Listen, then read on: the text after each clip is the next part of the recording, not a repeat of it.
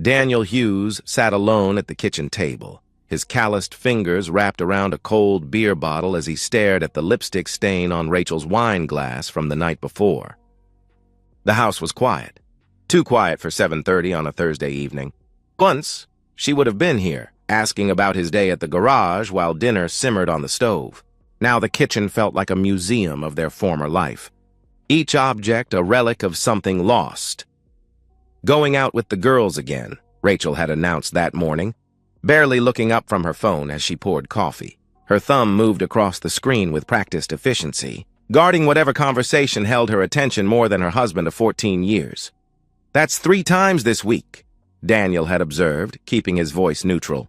"So," she replied defensively, the sharpness coming quick. "Sarah's going through a rough patch with Tom. She needs support." Daniel had nodded, though last week it had been Jessica who needed support after a bad breakup. The week before that, someone named Miranda he'd never heard of. The names changed depending on the night. A rotating cast of alibis that never quite matched up. He took another pull from his beer and examined his hands. Permanent grease stains under the nails. Small scars from years of busted knuckles and slipped wrenches. These hands had built a life, fixed countless engines, held Rachel through miscarriages and her mother's death. Now they felt useless, unable to repair whatever had broken between them. The changes had started about a year ago, subtle as a slow leak in a brake line. New clothes appeared in her closet, silky blouses and fitted dresses she never wore for him. She joined a gym, but her schedule never seemed consistent. Her phone, once casually left on counters and nightstands, now lived in her hand or locked in her purse. "You're being paranoid," he'd told himself for months. This is what happens after 14 years. People change. But paranoia didn't explain the new perfume, something expensive and unfamiliar that clung to her clothes on those late nights. It didn't explain why she'd stopped wearing the anniversary necklace he'd saved 6 months to buy her, or why their bedroom had become a place where 2 strangers slept on opposite edges of a king-sized bed. Rachel emerged from the bedroom, and Daniel's chest tightened. She looked stunning in a black dress he'd never seen before, her auburn hair styled in soft waves that must have taken an hour to perfect. The earrings were new too, small diamonds that caught the light when she moved. "You look nice," he said, meaning it. "Thanks," she replied without meeting his eyes, busy checking her purse for keys, phone, wallet. "Don't wait up. Sarah wants to hit that new wine bar downtown, might be late." "Which one?" he asked, a pause barely noticeable. "Revolution, I think it's called," she answered. Daniel said nothing, just watched as she slipped on heels that seemed too high for a casual girls' night. He'd driven past Revolution yesterday. It was closed for renovations. Had been for 2 weeks. She moved toward him for the goodbye kiss, that obligatory peck that had replaced the lingering embraces of their early years. Her lips barely grazed his cheek, cool and efficient. The perfume hit him again, definitely not the vanilla scent he'd bought her for Christmas. "Have fun," he managed. "Thanks, hun," she replied. The endearment sounded hollow, like an actor forgetting to put feeling into their lines. The door closed behind her with a soft click. Daniel listened to her heels on the driveway, the car door slam, the engine starting. He moved to the window and watched the taillights disappear down their quiet street. She used to wave goodbye from the car. Now she didn't even look back. He returned to the kitchen table and his warming beer. The house settled around him with familiar creaks and sighs, but it felt different now, less like a home and more like a stage set for a marriage that only existed when they were both present to perform it. Daniel picked up his phone, thumb hovering over her contact. He could call, make up some excuse about forgetting what time she'd be home, but he knew she wouldn't answer. She never did anymore on girls' nights. As he sat in the gathering darkness of their kitchen, something shifted in Daniel Hughes.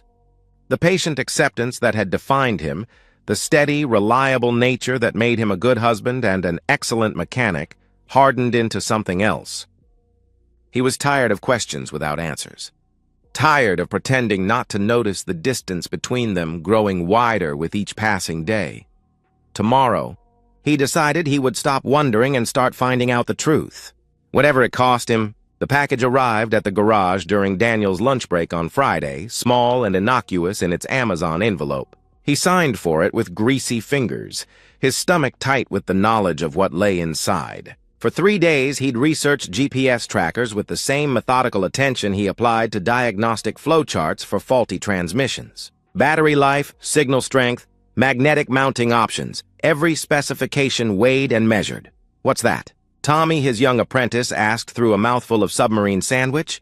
"Diagnostic equipment," Daniel replied, which wasn't entirely a lie. He was diagnosing something, just not an engine. The tracker was smaller than he'd expected, about the size of a matchbox, with a powerful magnetic base that would hold firm against any metal surface. The accompanying app promised real-time location updates, route history, and geofencing alerts. Tools for concerned parents and fleet managers, the website claimed. Nothing about suspicious husbands. That evening, Daniel waited until Rachel left for her yoga class, or wherever she actually went on Friday nights. He'd give her 20 minutes, enough time to be well clear of the neighborhood. The device felt heavy in his pocket as he walked to the driveway, heavier than its 2 ounces should allow. Her Camry sat in the fading sunlight, recently washed and waxed. Daniel had maintained this car for 8 years, changed its oil, rotated its tires, replaced the alternator last spring. He knew every inch of its undercarriage, which made the installation feel like an even greater violation. He slid under the rear bumper, flashlight between his teeth, and found the perfect spot. Tucked up behind the spare tire well where road spray wouldn't reach, but the signal could still transmit clearly. The magnet clicked against the metal with a soft thunk that sounded like finality. Back inside, Daniel downloaded the app and created an account with a throwaway email address. The setup was surprisingly simple, clearly designed for users without technical expertise. Within minutes, a blue dot appeared on his phone screen, stationary in their driveway. He watched it for a moment, this digital representation of his marriage, then slipped the phone into his pocket. Rachel returned 90 minutes later, yoga mat under her arm, wearing the same clothes she'd left in. But her hair was perfect, not a strand out of place, no sign of the ponytail she always wore to actual yoga classes. The mat looked pristine, unused. "Good class?" he asked from the couch. "Great. Really centered," she replied, heading straight for the shower, taking her phone with her. That night, Daniel lay awake studying the app's history feature. The yoga studio was 15 minutes away, but she'd driven 25 minutes to a residential neighborhood in Riverside, parked for exactly 1 hour, then come home. The address meant nothing to him, yet. Over the following 3 weeks, Daniel developed a routine. Every morning, he'd check the overnight data to ensure the car hadn't moved. During work, he'd resist the urge to constantly monitor, limiting himself to lunch break reviews. But evenings when Rachel went out, those became his obsession. He'd sit in his recliner, beer in one hand, phone in the other, watching the blue dot navigate through the city. Restaurant parking lots that matched her stated destinations, followed by unexplained detours. Shopping centers where she'd park for hours but come home empty-handed. That same Riverside address appeared 4 more times. Though she never mentioned visiting anyone in that area, the data accumulated like evidence in a case he didn't want to prosecute. Screenshots filled a hidden folder on his phone. Patterns emerged. Thursdays were the longest nights, starting with legitimate destinations before diverging into mystery routes. The credit card statements he'd never bothered to review now showed charges that didn't align with her stated locations. A restaurant in Riverside when she was supposedly downtown. A gas station 40 miles away when she claimed to be shopping locally. "You okay?" Tommy asked one afternoon, catching Daniel staring at his phone instead of the brake job in front of him. "You seem distracted lately." "Just tired," Daniel replied, pocketing the phone.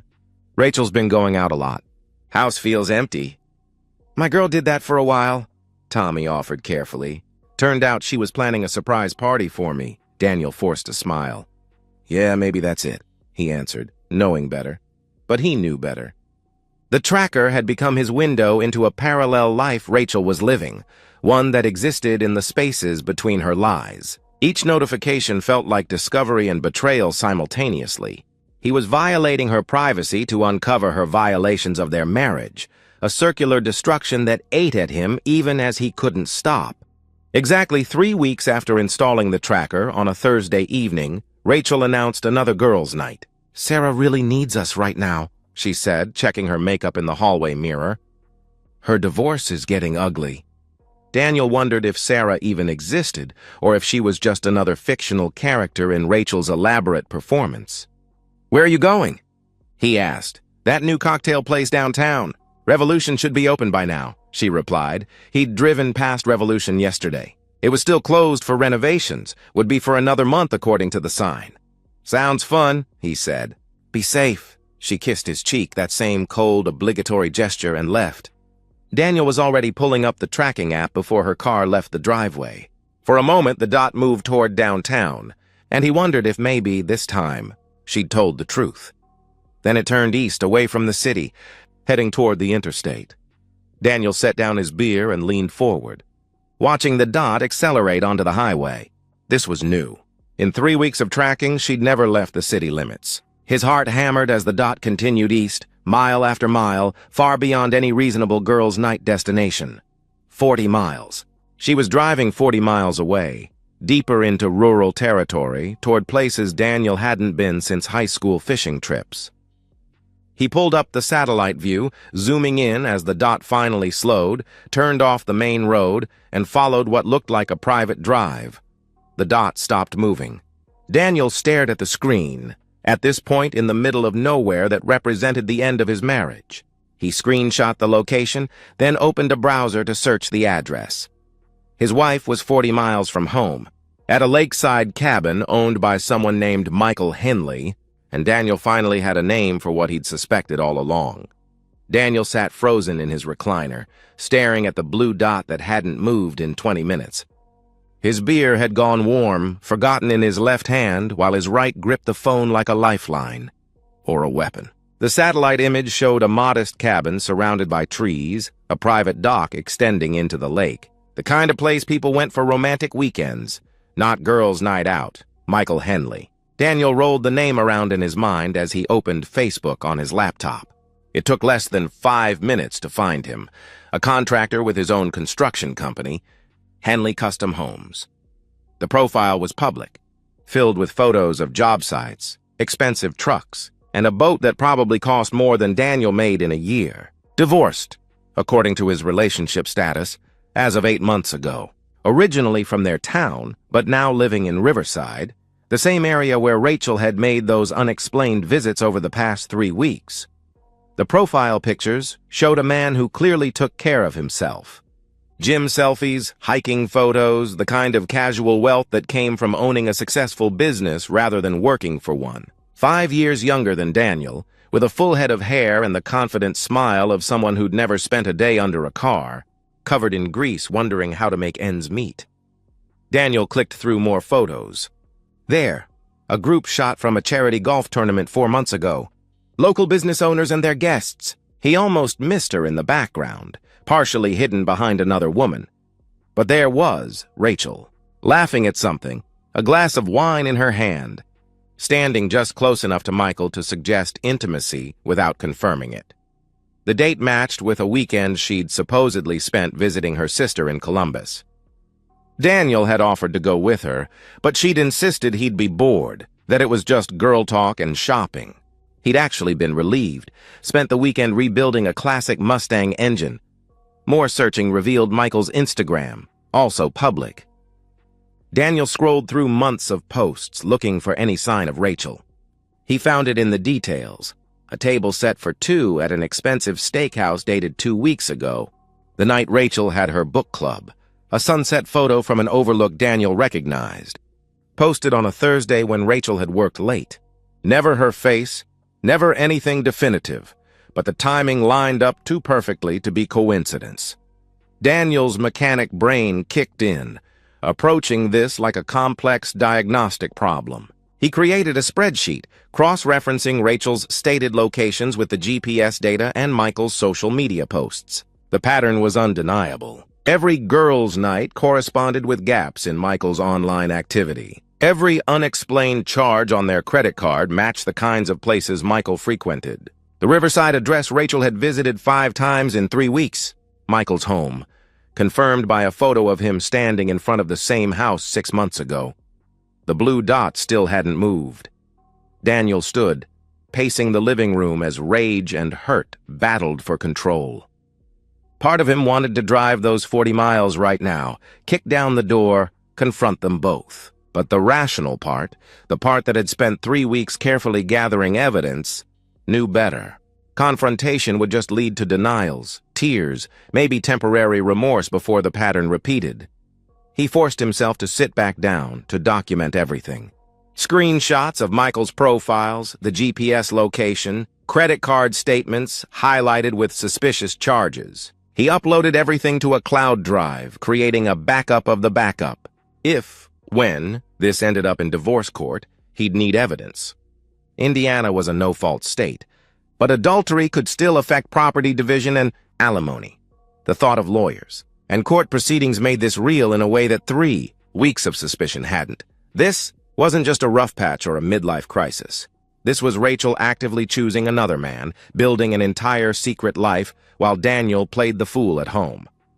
His phone buzzed. A text from Rachel. "Having so much fun." Sarah's finally laughing again. "Might be later than planned. Don't wait up. Love you." The casual cruelty of it took his breath away. She was lying naked in another man's bed, he was certain of that now, and still texting him these perfect little deceptions. The "love you" at the end felt like mockery. Daniel typed and deleted a dozen responses. Finally, he settled on, "Glad she's doing better. Be safe." He returned to studying Michael Henley, trying to understand what Rachel saw in him beyond the obvious money and looks. The man's posts revealed someone who lived large: expensive whiskey, cryptocurrency investments, motivational quotes about success and grinding. Everything Daniel wasn't. While Daniel fixed cars for working families, Michael built McMansions for the wealthy. While Daniel came home covered in honest sweat and motor oil, Michael probably smelled like expensive cologne and possibility. The tracker showed movement. Daniel watched the dot pull away from the cabin, beginning the 40-mile journey back toward home. He calculated the time. She'd need at least an hour to drive back, maybe stop somewhere to freshen up, make herself presentable. That gave him time to prepare. He walked to their bedroom, looking at it with fresh eyes. Their wedding photo on the dresser, both of them so young, so certain of their future together. Rachel's jewelry box filled with pieces he'd bought over the years, scrimping and saving for each birthday and anniversary. The bed they'd shared for 14 years, now contaminated by the knowledge of where she'd just been.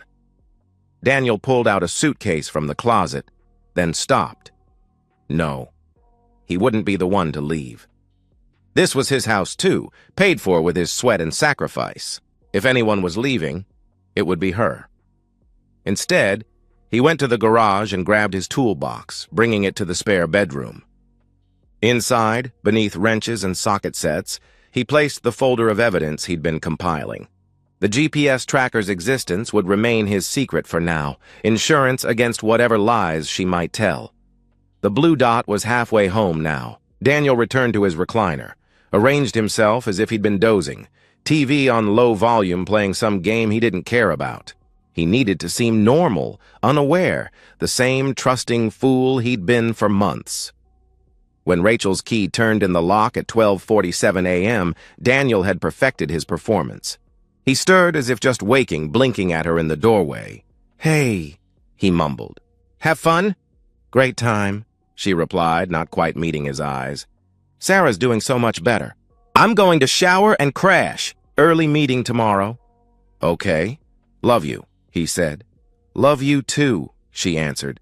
The words meant nothing now, just sounds they made from habit. Daniel listened to the shower run, imagining her washing away the evidence of her betrayal, erasing Michael's touch with soap and hot water. When she finally slipped into bed, staying on her side, maintaining that careful distance between them, Daniel lay perfectly still. He'd discovered the truth, all 40 miles of it. Now he just had to decide what to do with it. But as sleep finally took him, one thought crystallized with perfect clarity. Their marriage had driven past the point of repair, and no amount of diagnostic work could fix what Rachel had chosen to destroy. Tomorrow, he would start planning his response. Tonight, he would mourn the death of what they used to be. Before GPS trackers and lakeside cabins, before Michael Henley and 40 miles of lies. The phone rang at 12:23 a.m., exactly 4 days after Daniel had watched the blue dot at Michael Henley's cabin.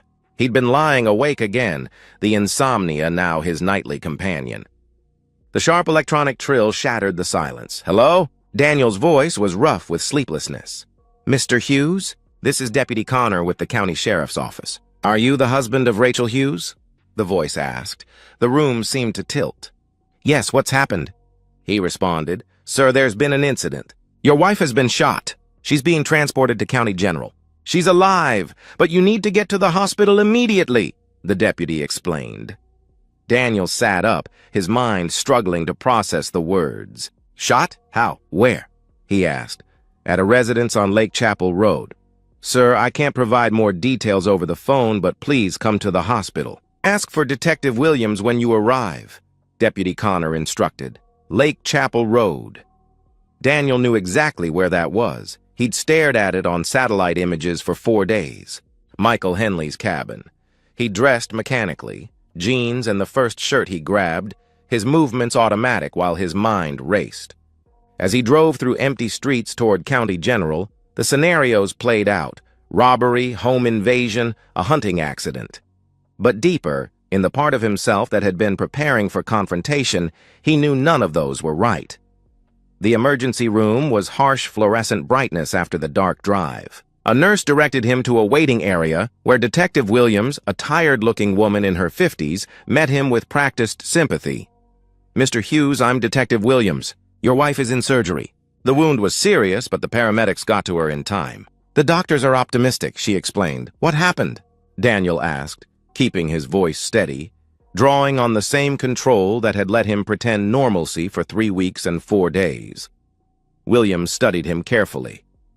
"There was a shooting at 4847 Lake Chapel Road. Your wife was found with a gunshot wound to the abdomen. A man named Michael Henley was pronounced dead at the scene," she reported. Daniel felt the words land but showed nothing. "I don't understand. What was Rachel doing there?" he asked. The detective's expression remained neutral. "That's what we're trying to determine." "Were you aware your wife knew Mr. Henley?" she inquired. "No," he replied. The lie came easily. "Was it a robbery?" "We have someone in custody. Linda Henley, the victim's ex-wife. She's confessed to the shooting," Williams revealed. The waiting room seemed to spin slowly around Daniel. Another spouse, another betrayal, another person pushed past their breaking point. But Linda had brought a gun while Daniel had only brought a GPS tracker. "Can you think of any reason your wife would be at Mr. Henley's residence at that hour?" Williams asked, her tone suggesting she knew exactly why Rachel had been there. "No," Daniel repeated. "She said she was having drinks with friends downtown." Williams made a note. "Mr. Hughes, I need to ask, where were you tonight?" she questioned. "Home. Asleep until you called," he answered. "Can anyone verify that?" she pressed. Daniel almost laughed at the irony. His alibi for the night his wife was shot was that he'd been home alone, abandoned again while she met her lover. "No, I was alone," he replied. "I'll need to ask you more questions later, but for now, you should know that your wife is receiving excellent care. The surgeon will update you as soon as possible," Williams concluded. Williams left him in the waiting room with its uncomfortable chairs and outdated magazines. Daniel sat perfectly still, processing this collision of his planned confrontation with someone else's violent resolution. An hour later, a woman was escorted past in handcuffs. Linda Henley looked exactly like what she was, a betrayed spouse who'd snapped. Her clothes were blood-spattered, her face puffy from crying, but her eyes held a terrible clarity. She looked directly at Daniel as she passed, and in that moment, they understood each other perfectly. They were members of the same horrible club, but she'd paid a much higher admission price. The surgeon appeared near dawn. "Mr. Hughes, your wife is stable. The bullet damaged her liver and intestines, but we've repaired everything. She's very lucky. Another inch and it would have hit the hepatic artery," he explained. "Can I see her?" Daniel asked. "She's asking for you," the surgeon replied. The ICU was a symphony of machines keeping broken people alive. Rachel looked small in the hospital bed, pale and fragile, connected to IVs and monitors. Her eyes opened when he entered, immediately filling with tears. "Danny," she whispered. "I'm so sorry. I'm so sorry." He pulled a chair beside the bed, studying her face. Even now, after everything, she was beautiful. But beauty wasn't enough anymore. "I know about Michael," he said quietly. "I've known for 3 weeks and 4 days." Her face crumpled. "It didn't mean anything. I was going to end it. I was going to tell him that night that it was over," she pleaded. Another lie, smooth and desperate. Daniel wondered if she even knew what truth was anymore. "I tracked your car," he continued, his voice conversational. "GPS device. I watched you drive to his cabin 4 nights ago. I know about all of it. Every girl's night for the past 3 weeks, every fake yoga class, every visit to his house in Riverside. I have screenshots, dates, times, everything. Danny, please. We can get through this. Couples therapy, whatever you want. I love you." "I never stopped loving you," she begged. "You were in another man's bed when his ex-wife shot you both. He's dead, Rachel." "A man is dead because of choices you made," he stated. "That's not my fault," she exclaimed, the heart monitor spiking with her agitation. "She was crazy. I didn't know—" "Linda Henley wasn't crazy," Daniel interrupted. "She was betrayed. Just like me. The only difference is she brought a gun and I brought divorce papers." He pulled the envelope from his jacket. He'd stopped at home to get them from his toolbox, along with all his documented evidence. "I've already talked to a lawyer. The police report will show you were having an affair. Indiana's no fault, but adultery still matters for asset division. You'll get half of what's left after the lawyers are paid, but no alimony. The house is mine. I can prove I've made every payment from my account. Danny, you can't, not now." "I almost died," she pleaded. "You almost died in another man's bed." "Michael is actually dead. Linda's going to prison. 3 lives destroyed because you couldn't end a marriage honestly," he replied coldly. Rachel tried to reach for his hand, but he pulled back. "Please, 14 years, Danny, doesn't that mean anything?" she asked desperately. "It meant everything to me, but apparently it wasn't enough for you," he answered.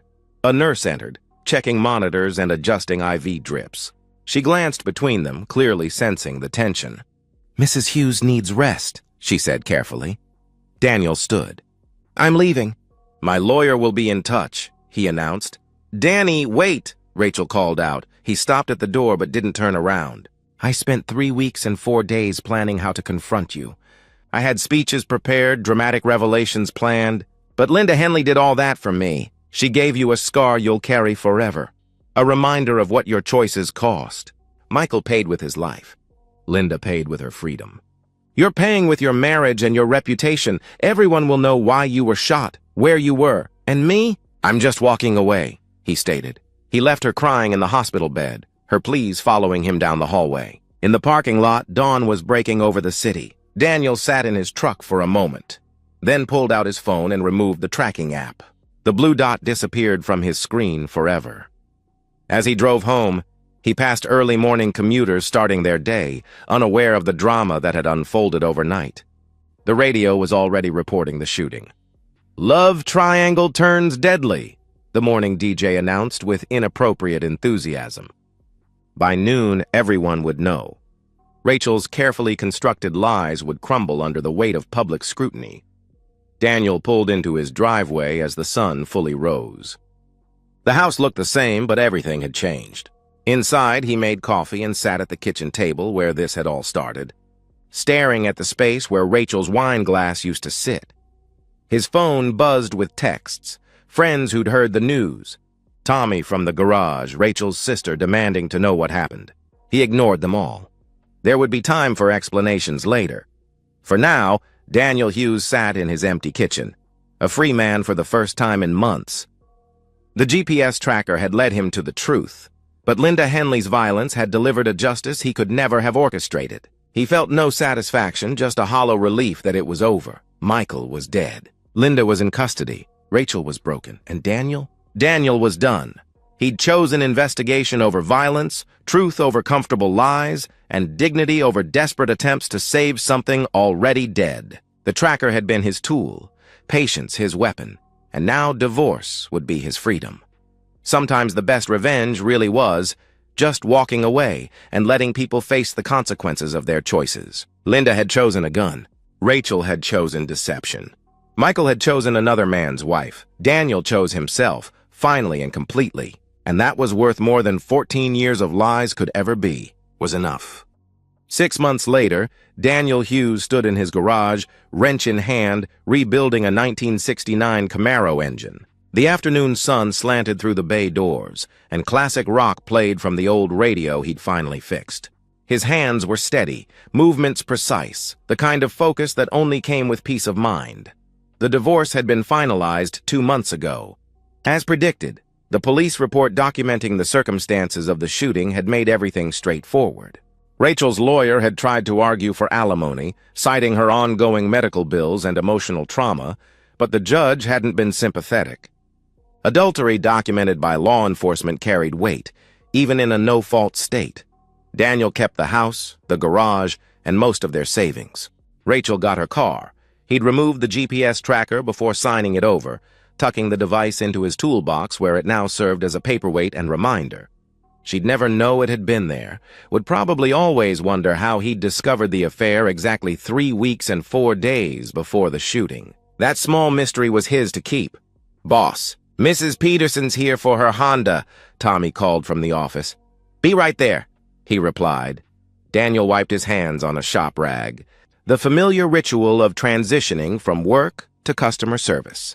Mrs. Peterson was a regular, had been bringing her cars to him for a decade. She smiled when she saw him, but there was something different in her expression now, the careful sympathy reserved for people touched by scandal. Everyone knew. In a town this size, the shooting had been the biggest news in years. The trial had made the front page of the local paper, woman sentenced to 15 years in love triangle shooting. Linda Henley had pled guilty to voluntary manslaughter, accepting the plea deal rather than risk a murder conviction. During her statement, she detailed finding the GPS tracker on Michael's truck, following him to the cabin, seeing another woman's car, Rachel's car, in the driveway. The parallel wasn't lost on Daniel. They'd both used the same technology to uncover the same betrayal. But where Linda had brought a .38 revolver, Daniel had brought patience. Where she'd chosen violence, he'd chosen documentation. She was serving 15 years. He was rebuilding his life. "Running great now," Daniel told Mrs. Peterson, handing over her keys. "New alternator should last you another 100,000 miles. "You do such good work, Daniel." "Always have," she replied. She paused, then added quietly, "I'm glad you're doing well." After she left, Daniel returned to the Camaro. The engine was coming together beautifully, each part cleaned, checked, and installed with methodical precision. This was his meditation now. The resurrection of broken machines, the satisfaction of problems that could actually be solved with the right tools and knowledge. His phone buzzed. A text from an unknown number. "Danny, I know you don't want to hear from me, but I need you to know I'm sorry. I'm in therapy now, trying to understand why I destroyed everything good in my life. I loved you. I just lost my way. I hope someday you can forgive me." Our Daniel read it twice, then deleted it without responding. Rachel had moved to an apartment across town, close enough that people still saw her occasionally. She walked with a slight limp now, nerve damage from the shooting that would probably never fully heal. She worked at a dental office, having lost her previous job when the scandal broke. The woman who'd once glided through life in new dresses and diamonds now lived quietly, marked by choices that couldn't be undone. Michael Henley was buried in Riverside Cemetery. Daniel had driven past once, not to pay respects but to confirm the reality of it. A small headstone marked the end of a man who'd thought he could take whatever he wanted without consequences. His construction company had folded within weeks of his death, projects abandoned, workers scattered to other firms. The garage's landline rang. Daniel still kept it for older customers who refused to adapt to cell phones. It was a new customer, referred by someone who knew someone. Daniel scheduled the appointment, wrote it in the paper calendar he still preferred to digital alternatives. Business was good, actually better than before. There was something about being the wronged party in a scandal that generated sympathy business. As the sun began to set, Daniel closed up the garage and headed home. The house felt different now, lighter somehow, like opening windows in a room that had been closed too long. He'd removed the wedding photos but kept everything else. This was his space now, arranged exactly how he wanted it. He grabbed a beer and settled into his recliner, the same one where he'd spent those 3 weeks and 4 days tracking Rachel's movements. The TV remote was exactly where he'd left it. No one would move it. No one would complain about his choice of shows. No one would interrupt the comfortable silence he'd learned to appreciate. The GPS tracker caught his eye from its spot on the bookshelf, holding down some invoices. Such a small device to have revealed such devastating truth. He'd paid $40 for it on Amazon, and it had saved him from years of lies, maybe decades of deception. The best investment he'd ever made, though he'd never recommend it to anyone. Some tools were too dangerous for most people to handle safely. Daniel Hughes had fixed his marriage problem the only way it could be fixed, by ending it completely. Linda Henley had tried to fix hers with violence and was paying the price. Michael had paid with his life for thinking he could take what wasn't his. Rachel was paying with a lifetime of regret and a scar that would never let her forget. But Daniel had simply diagnosed the problem, documented the evidence, and walked away when someone else's violence made the confrontation unnecessary. He'd chosen truth over comfortable lies, evidence over emotion, and patience over passion. Now he lived alone in a house that felt more like home than it had in years. He worked with his hands, creating value from mechanical precision. He slept peacefully without wondering where anyone was or who they were with. His life was smaller, perhaps, quieter, certainly, but it was honest. The tracker sat on his shelf, a monument to the power of truth and the danger of deception. Sometimes the best repair was complete disassembly. Sometimes the only fix was accepting that something was broken beyond redemption. Daniel raised his beer in a silent toast to his empty living room, to GPS satellites orbiting overhead, to ex-wives learning to live with consequences, to dead men who'd learned too late that everything has a price. He was free, completely, finally, peacefully free. And so, we've reached the end of today's story. Was it what you expected, or did it take a twist you didn't see coming? I'm curious to hear your thoughts. Share them in the comments below, and let's get a conversation going. If this story kept you hooked, make sure to hit that like button. And if you're new here or just haven't subscribed yet, now's the perfect time to join our community. I bring you fresh, captivating stories every day, so click that subscribe button and turn on notifications so you never miss out. Thanks for watching, and I'll see you in the next one.